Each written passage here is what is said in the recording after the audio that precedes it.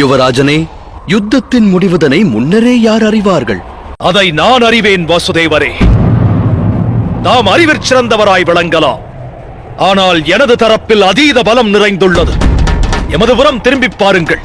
சேனாதிபதி பீஷ்மர் விரும்பிய வேளையில் மட்டுமே மரணிக்கும் வரம் பெற்றவர். துரோணாச்சாரியர் அவர் எவராலும் வதைக்க இயலாதவராவார். எனது ஆருயிர் தோழன் மாவீரன் கர்ணன் தன்னுடைய கணை கொண்டு எதையும் கட்டுப்படுத்தும் வல்லமை கொண்டவன். ஒரு சேனையில் மரணம் நெருங்கா மூவர் இருக்கும் வரையில், வெல்ல இயலா நபராய் அவர்கள் விளங்கும் வரையில், எப்பெரும் படையினை சத்ருவின் சேனையால் எவ்வாறு வெல்ல இயலும் வாசுதேவரே?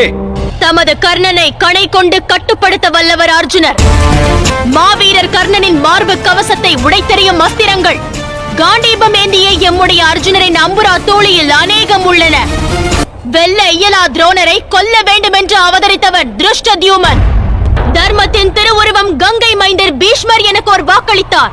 நான் யுத்த களத்தில் அவரை எதிர்த்து போரிடும் சூழல் உருவானால் அக்கணமே அஸ்திரத்தை துறப்பதாய் வாக்களித்தார்.